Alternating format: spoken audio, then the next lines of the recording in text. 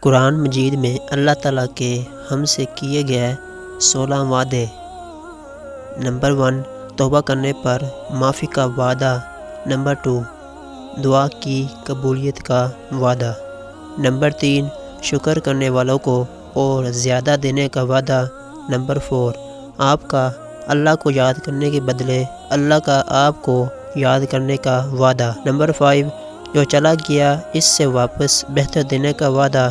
Number 6، ایمان لانے والے لوگوں کا دشمنوں سے محفوظ رکھنے کا وعدہ۔ نمبر 7، ہر مشکل کے ساتھ آسانی کا وعدہ۔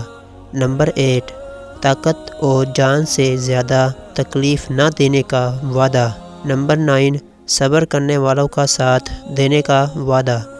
نمبر 10، ہدایت کی راہ پر چلنے والوں کے لیے دنیا و آخرت میں اجر کا وعدہ۔ نمبر 11، انصاف اور حسن سلوک کرنے والوں کے ساتھ محبت کا وعدہ۔ نمبر 12، حق کی جستجو کرنے والوں کے لیے ہدایت کا وعدہ۔ نمبر 13، توکل کرنے والوں کے کام سنوارنے کا وعدہ۔ نمبر 14، اللہ کی راہ پر چلنے والوں کے لیے جنت کا وعدہ۔ نمبر 15، حق ماننے والوں کے لیے شیطان کا ہر بار ناکام ہو جانے کا وعدہ۔ نمبر 16، اللہ نے جو وعدے کیے ہیں ان کو پورا کرنے کا وعدہ۔ میرے خیال میں اب ان تمام وعدوں کے ہونے کے بعد ہمیں پریشان ہونے یا مستقبل کی فکر کرنے یا کوئی بھی مسئلہ آ جائے فکر مند ہونے کی ضرورت نہیں۔